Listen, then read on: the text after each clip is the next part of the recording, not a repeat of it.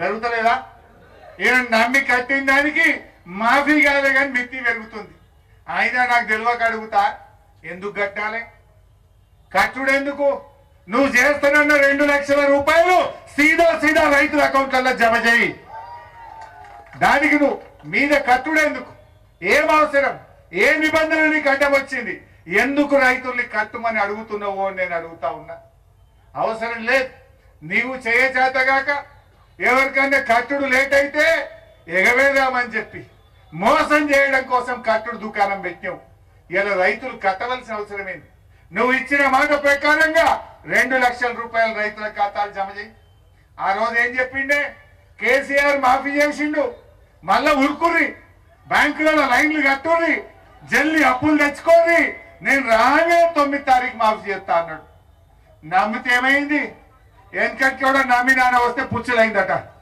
ఈ రేవంత్ రెడ్డి నమ్మితే ఇవాళ రైతుల్ని ఇవాళ మిత్తిలు పెరిగి వడ్డీల భారం రైతుల మీద పడతా ఉంది.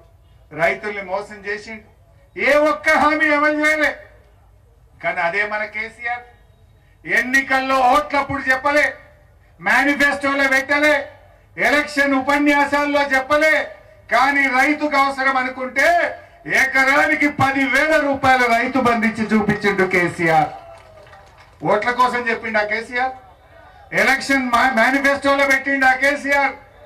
ఎలక్షన్లో చెప్పకపోయినా, ఓట్ల కోసం చెప్పకపోయినా 72,815 కోట్ల రూపాయలు రైతు బంధు కింద ఇచ్చిండు కేసీఆర్.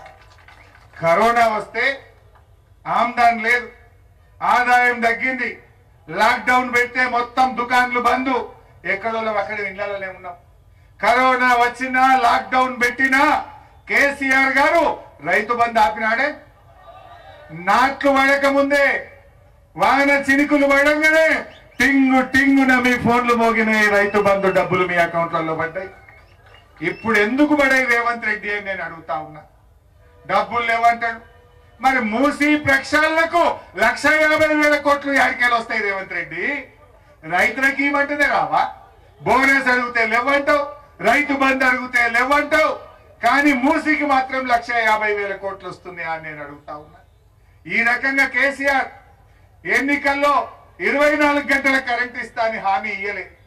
కానీ ఆయన కష్టపడ్డాడు, మెదడును గరగబెట్టిండు. రైతుల కోసం 24 గంటల కరెంట్ ఇస్తా అని అసెంబ్లీలో శపథం చేసిండు కేసీఆర్.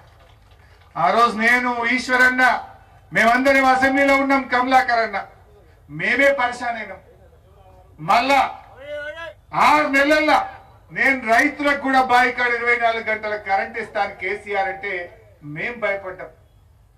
ప్రతిపక్ష నాయకుడిగా జానారెడ్డి ఉండే ఆ రోజు ఆయన లేచి మాట్లాడిండు, అగో ఇన్నేళ్లు మా కాంగ్రెస్ గవర్నమెంట్ ఉంటే మాతో కాలే కానీ అగో నువ్వు 6 నెలలు ఎక్కిస్తావు 24 గంటల కరెంట్ అన్నాడు. నువ్వు గిట్ట 24 గంటల కరెంట్ ఇస్తే చిత్రమే అన్నాడు. మరి ఇప్పుడు ఏమైంది? చిత్రమైందా విచిత్రమైందా? ఇచ్చి చూపించిండా లేదా? 24 గంటల కరెంట్ ఇచ్చి చూపించిండు. చెరువులు బాగా చేసిండు. మండలంకి ఒక గోడౌన్ కట్టిండు. ఏ మండలం కన్నా పోండి మీరు, ఈ రాష్ట్రంలో ప్రతి మండలంలో 24 లక్షల మెట్రిక్ టన్నుల గోడౌన్లు కట్టించిండు కేసీఆర్. మీ వరద కాలువ చుక్క నీళ్ల కోసం వరద కాలువలో తన్లాడదాం, ధర్నాలు చేద్దాం, రోడ్లు ఎక్కటోళ్ళం. అరే జగిత్యాలకు మంచినీళ్ళు కావాలంటే కూడా ధర్నాలు చేద్దాం. కానీ వరద కాలువకు కాళేశ్వరం నుంచి రివర్స్ పంపింగ్ పెట్టి వరద కాలువను రిజర్వాయర్ గా మార్చిండు కేసీఆర్.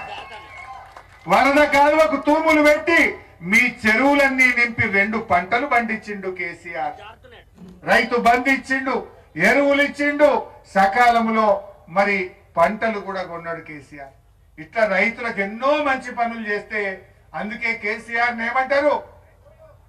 రైతు సీఎం మా కేసీఆర్ అంటారు.